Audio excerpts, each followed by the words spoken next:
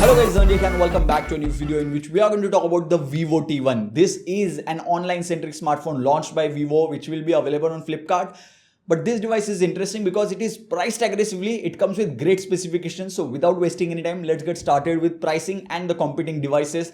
First of all, this device will be priced lower than 20,000 rupees. And which are the devices which are going to come under 20,000 rupees? Poco X4, Redmi Note 11, Realme 9 Pro, Moto G71. All these devices are also available in the similar price segment. And Vivo T1, a phone by Vivo, is also available in the similar price segment, which also comes with same processor, Snapdragon 695, 120Hz LCD display. Some of these devices may come with AMOLED screen at 60Hz refresh rate or 90Hz AMOLED. We'll talk about those devices in the future. But is this the most aggressively priced device? I'm not really sure about that because the rest of the devices are yet to launch in the market. But overall, I do feel that the pricing is on point when it comes to Vivo T1. But there are some caveats about which we'll talk in this video itself.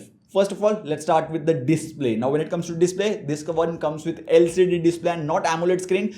But this is a good LCD panel, I would say. It does come with 120Hz refresh rate display, meaning you can get that smooth feeling while you are using this device. Vivo's software may not be up to the mark, but overall, I was happy with the display. Now, AMOLED versus LCD is always going to be an issue because Moto G71 comes with AMOLED screen, but at 60Hz refresh rate, this is LCD panel with 120Hz refresh rate display. I can talk from both sides and I can justify both sides actually. So it's really difficult to choose one side, but I do feel high refresh rate display will give you that smooth experience which will make your phone look as if it's running faster, whereas it may not be running faster. Next up, let's talk about the design, how it feels to hold the device in hand. It definitely does not feel like a very premium device like Vivo V23 or V23 Pro. They feel amazing when you hold the devices. This does have a boxy design and it does come with a plastic frame at the side. But I do feel that Vivo should have added some coating of some sort on the sides because Realme devices or Redmi devices, large generation of them, even though they come with 15,000 rupees price point, they do feel slightly more premium even after coming with plastic sides. Vivo T1 does not really feel premium that much. Back panel is made out of plastic. Once again, colors are subjective. आपको जो पसंद है वो ले लो. I personally like this color. I'm not a huge color fan. कोई भी color दे दो, phone अच्छा चले, I'm fine with that. But if you are someone who is going to use a case with their phone, which is probably going to be 80-90% of you, then this side being plastic or back panel, it is not really going to matter. Now you do get USB Type-C port, a headphone jack, a mono speaker at the bottom, no stereo speaker. That was quite a surprise. Vivo should have added a stereo speaker inside the device. We do get on the top SIM card tray. I just confirmed once again that this comes with single mono speaker, and yes, it does come with single mono speaker. Vivo should have gone with a stereo speaker. No excuses over there. Now another thing where Vivo has cut down is battery life. No, 5000 mAh battery will get you through one single day very easily, no issues whatsoever. But when you want to charge the device, you only get 18 watt fast charging option. It's not like you have 33 watt fast charging option and you have to buy the charger separately. Doesn't matter, even if you buy 100 watt charger, it is going to charge at 18 watts only, meaning 5000 mAh battery will take more than 2 hours very easily to charge from 10 to 100%, which is a lot considering all these other devices which are going to launch will come with 33, 60 watt fast charging. High number basically. 18 watt fast charging in 2022, it's something I'm not really a huge fan of. Another thing of which I'm not a fan of is this. I mean, this type of notch in 2022 does not really feel very new, or it does not give that latest look to it. In 2020 maybe or 2019 devices came with something like this. Now Vivo T1 also has that.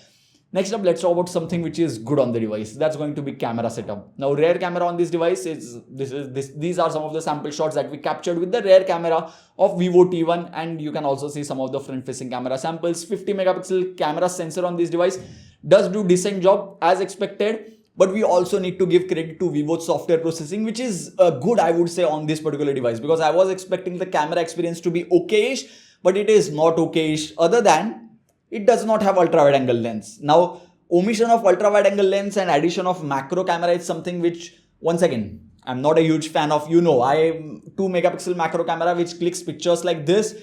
These are good pictures, but you can click similar pictures with your primary sensor and then zoom in. The picture quality is going to be same. The 5 megapixel macro camera which is present on 11T Pro. Those are great macro cameras. The one on Vivo T1 is not really that great, but omission of ultra wide angle camera is something which made me a little bit extra sore. So yeah, I'm going to complain about that. This is a video camera sample which is being recorded from the Vivo T1 itself. This is my arm's length. It's not very wide, but at this price point I would say it's kind of okay. Many other devices do not have very ultra wide angle lenses when it comes to front facing camera. This is the mic quality as well, and I'm going to take this opportunity to make sure that you get to know how the mic quality or sound quality is while I shift from shadow to sunlight, and I'm going to talk about the software experience. Now Vivo has done something which is very amazing. Android 12 out of the box. This is very rare to see. Oppo Reno 7 Pro, OnePlus 9 RT, these flagship devices, supposedly flagship devices, were launched with Android 11 out of the box, whereas this one comes with Android 12, which is really nice. One thing which I did not like is gyroscope.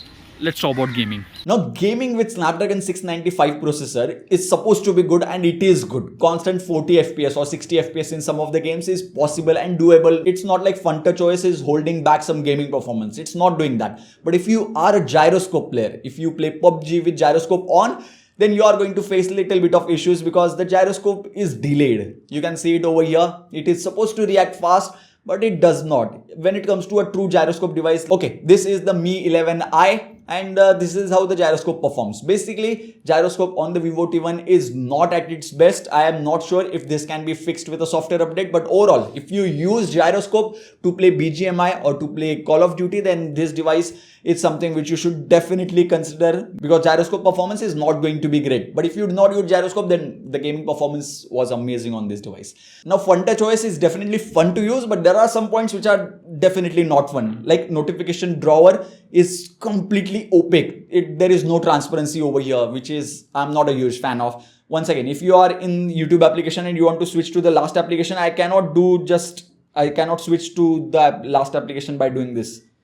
I have to go back to recent menu and I have to do that. Now, this is something which I feel Vivo can fix with a software update very easily. I'm not sure if they will fix it, because Vivo V23 Pro also had the same things which are present over here when it comes to FunTouchOS. Talking about connectivity, dual SIM card support is obviously here. 4G VoLTE, VO Wi-Fi, everything is there. 4G plus.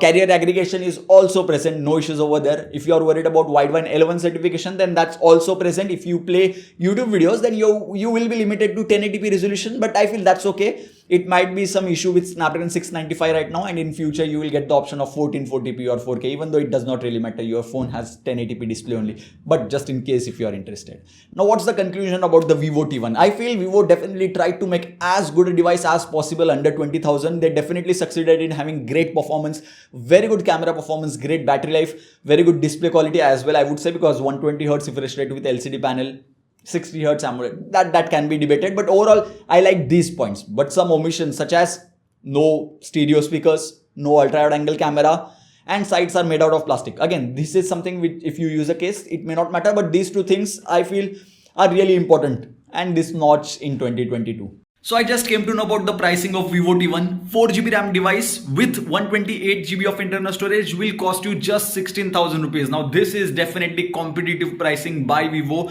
I was not expecting such competitive pricing. I was expecting 17,000-18,000 rupees maybe for the base variant, but that's not the case. Now obviously you are not going to get the 4GB RAM variant. You are going to get the 6GB RAM variant, which will cost you 17,000 rupees. So that's something which I feel is the actual pricing, 17,000 rupees. Once again, this is a great pricing by Vivo. I know there are some things that which you need to take care of, which I already mentioned in the video, but overall 17,000 rupees price for a Vivo smartphone sounds really nice. And I guess that's pretty much it for this particular video. You know what to do: like, share, subscribe, and all that stuff. If you still have any doubts regarding this device, you can tweet it to me at @Dhananjay_tech, or you can put them down in the comment section box below. So yeah, thank you guys. Thank you for watching.